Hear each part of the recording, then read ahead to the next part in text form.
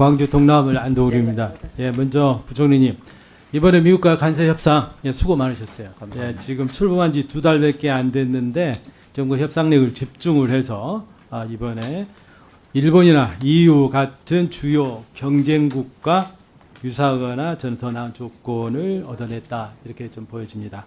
예, 고생 많으셨고 또 우리 일선에서 뒷받침해준 우리 실무진 여러분들께 이제 감사를 드립니다. 예. 그리고 이번에 이제 간세 협상 타결 영향으로 우리 부총리 말씀하셨듯이 이제 경제의 불확실성을 해소했다라는 점은 이제 큽니다.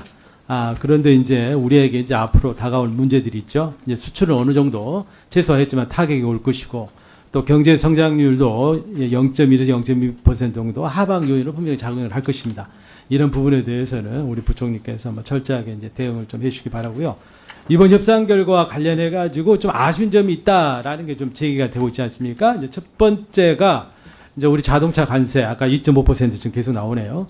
이제 이런 부분에서 우리가 기존의 FTA에 어떤 가지고 있던 우위점을 우리가 지키지 못했다라는 점이 좀 아쉽다 하고 부총리께서도 이제 그 언급을 좀 하셨습니다. 그런데 보면은 이제 자동차 산업이 굉장히 이제 민감한 품목 아니겠습니까? 네. 예, 미국에서도 결코 양보할 수 없는 간판 산업일 것이고, 우리나라 수출에서 자동차가 대미 수출에서 33%입니다. 그리고 대미 무역 흑자액의 지금 63%를 지금 자동차 분야에서 만들고 있기 때문에 우리가 여기서 굉장히 취약한 입장일 수밖에 없었다라고 좀 생각됩니다. 그리고 일본하고 비교를 하는데 저는 이렇게 생각하거든요. 만약에 우리가 2.5%를 확보하기 위해서는 그만큼 일본이 양보한 거 이상의 추가적인 양보가 있었으면은 아마 미국이 제고할 수도 있지 않았겠느냐, 이런 생각이 들거든요. 이번에 일본 같은 경우는 관세 15%를 지켜내기 위해서 쌀 시장 개방 문제 이런 부분에 대해서 양보를 좀 했단 말이에요. 그렇지만은 이런 부분에 대해서 우리나라 같은 경우 이런 민간 산업에 대해서 우리는 양보할 수는 없죠. 그걸 지켜냈단 말이에요. 저는 이러한 어떤 전략적 교환이 있었다, 이렇게 생각하거든요. 그런 부분에 대해서 부총리께서 어떻게 판단하셨습니까? 예, 이 협상이라는 것은 진짜 네. 이게 상대방이 있는 그런 거기 때문에 네. 이 협상 요번에 저희들한 이 패키지로 좀 봐주셔야 됩니다. 저희들은 미국에서 굉장히 그 일본을 압박해가지고 그 개방시킨 쌀 시장 개방에 대해서는 저희들을 지켜낸 측면이 있다는 네네. 것은 의원님 말씀하신 대로 이제 그걸 만약에 우리가 풀었더라면은 또 다른 쪽에서 뭔가 얻을 예. 수가 있었지 않을까, 이렇게 생각은 됩니다만 네. 또 저희들이 또 지켜야 될 부분은 또 지켜야 되기 때문에 그런 식 협상을 했다는 말씀을 예, 드리겠습니다. 알겠습니다. 그런 전략적인 딜을 하셨다, 이렇게 이해를 좀 하겠습니다. 그리고 이제 한미 FTA를 다시 복원할 수 있지 않느냐, 그리고 또 현재 분명히 살아있다라는 말씀도 좀 하셨습니다. 그렇지만 이제 현실적으로 이번 상호 관세 조치로 사실상 FTA는 좀 무력화되지 않았느냐라고 하고, 또 이걸 우리가 WTO에 가져갈 수도 있다라고 하지만 현재 WTO가 이제 기능을 제대로 못하고 있기 때문에 이런 것도 기대하기 좀 어려울 것 같습니다. 결국에는 FTA에 우리가 어느 정도의 그 복원력을 좀 가져오려고 한다면은 이제 상황의 어떤 변화가 좀 있어야지 않겠느냐라고 생각됩니다. 미국 역시 정치 환경의 변화가 있어야 되겠고, 결국에는 우리가 가지고 있는 수출 산업의 어떤 다변화로 우리가 상대적으로 좀 레버리지를 높여야만이 미국하고 있지 않습니까? 대등한 또 협상이 되지 않겠냐, 이렇게 좀 생각이 됩니다. 그래서 그런 부분을 감안하셔서 FTA 문제를 지속적으로 좀 관심을 갖고 해주시기 바라겠습니다. 그리고 두 번째가 이제 대미 투자 문제입니다. 자, 먼저 약간 규모가 크지 않느냐라는 지적들이 있습니다. 뭐 GDP 대비 비교해가지고 우리의 경쟁국인 일본하고 비교해봤을 때 우리가 좀 높은 건 사실인 것 같아요. 그런데 지금 문제가 되고 있는 거는 대미 수출과 이제 흑자액 이제 문제 아니겠습니까? 이렇게 봤을 때 이제 우리 경쟁국인 일본에 비해서 우리가 가진 대미 수출액이라든가 무역 흑자에 대비한 투자 규모를 보면 우리가 상대적으로 적다.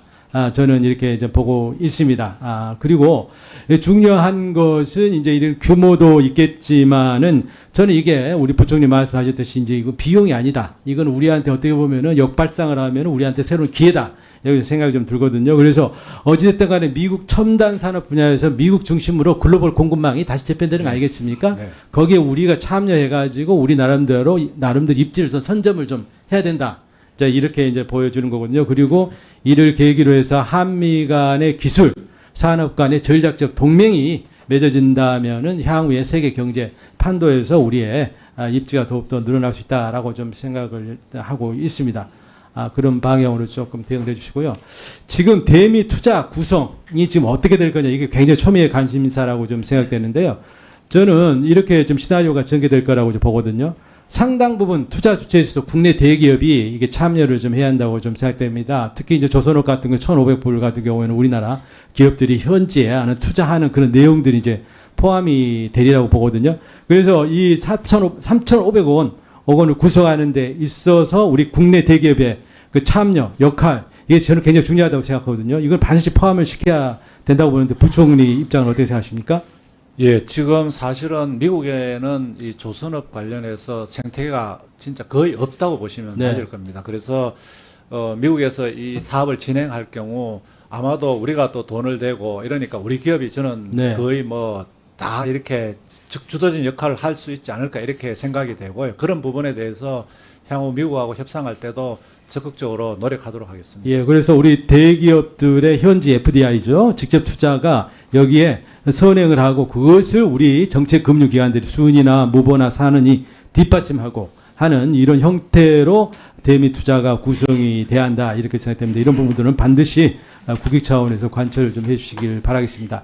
자, 이렇게 된다 하더라도 결국에는 국내의 산업 공동화 문제 이거는 우리가 피할 수 없는 것 같습니다. 그래서 우리의 정책 대응이 저는 매우 중요하다고 좀 생각이 되거든요. 그래서 어찌됐든 간에 대미 투자가 국내 산업하고의 연계성을 최대한 높여야 된다. 그래서 미국에 우리가 글로벌 공급망을 만들고 국내의 글로벌 공급망이 서로 상호 이렇게 선순환하는 그런 형태의 우리의 전략이 필요하지 않느냐라고 생각됩니다. 그런 관점에서 가장 필요한 게 저는 R&D하고 고부가 같이 핵심 공정은 반드시 국내에 그 기지를 둬야 된다. 좀 이렇게 좀 생각이 되고 이번에 어쨌든 간에 기업들이 대미 투자를 할 때 정부 정책 금융이 제공이 될 거란 말입니다. 그때 어느 정도 조건을 좀 붙일 필요가 있지 않느냐. 대미 투자도 필요하겠지만 대미 투자와 연계된 국내 투자도 하라. 이렇게 해서 어느 정도 조건으로 정책 금융을 제공한다든지 하는 이런 아주 치밀한 어떤 지원이 좀 필요할 것 같습니다. 우리 부총리 그 국내 산업 공동화를 막을 수 있는 대책을 예, 의원님 말씀에 전적으로 공감을 합니다. 이번에 이제 어차피 이제 대미 투자를 해야 된다면은 이 기회를 미국과 협업을 통해서 조선업을 업그레이드 시킨다 하는 그런 전략으로 하고요. 그 과정에서도 아마 기술 체화라든지 이런 부분은 우리 조선업 하는 분들이 훨씬 많이 체화를 하게 될 겁니다. 그렇게 되면은 그 체화된 기술을 국내에서 가져와서 국내에서 또 경쟁력을 키우고 이런 식 방법을 통해서 하겠다는 말씀을 드리고 그 과정에서 단기적으로는 우리 좀 어려움을 겪을 수 있습니다. 그런 부분에 대해서는 좀 피해 대책도 하고 또 필요하다면은 해외에 있는 뭐 또 기업도 이렇게 유치하도록 하고 또 국내에서 또 투자를 하는 부분에 대해서는 지금 의원님 말씀하신 것처럼 첨단 R&D 기술을 할 수 있는 부분 이런 부분에 대해서는 또 국내에서 또 전략적으로 하는 이런 다양한 방법을 통해서 결국은 이번에 이제 대미 투자가 한국한테 도움이 되게 한국의 글로벌 1등을 되는 그런 길에 가는 데서 미국하고 이 얼라이언스를 통해 가지고 한 단계 더 업그레이드 돼서 그리고 뭐 대외적으로 말씀 뭐 드리긴 어렵지만은 우리의 가장 강력한 라이벌에 대해서도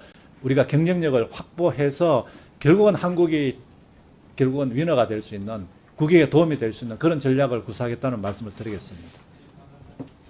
네, 수고하셨습니다.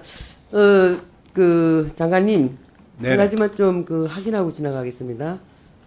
우리 관리관께서 업무 보고해 주실 때 쌀, 소고기, 과채류 등에 대한 강한 시장 개방 요구에 대해서는 최대한 방어를 하겠다고 보고서는 이렇게 나와 있는데 아까 보고하는 내용에서는 쌀, 소고기만 얘기를 했거든요.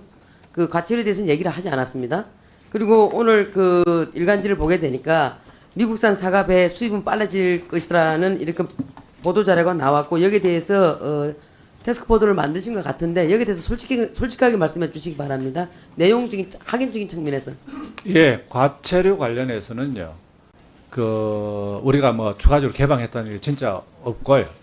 이 절차상 AI를 활용한다든지 하는 이렇게 과학화하는 것에 대해서는 저희들 보고 좀 해달라고 얘기를 했습니다. 왜냐하면 저희들은 이제 8단계인데요. 이게 뭐 미국에서는 너무 시간이 막 몇십 년씩 걸리니까 너무 느리다 이런 얘기가 있어서 그러려면은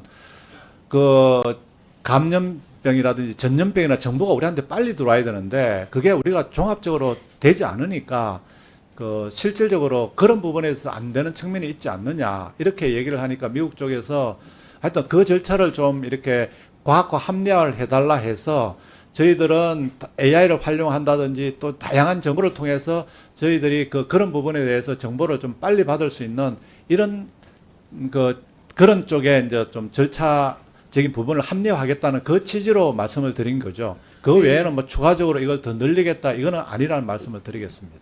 다른 의원님들께서 이따가 질의하실 때 참고하시라고 제가 이 내용을 좀 잡아준 거고요. 뭐 그 얘기는 곧 아무리 장황하게 설명했지만은 곧 개방이 임박하다는 얘기로 느껴집니다.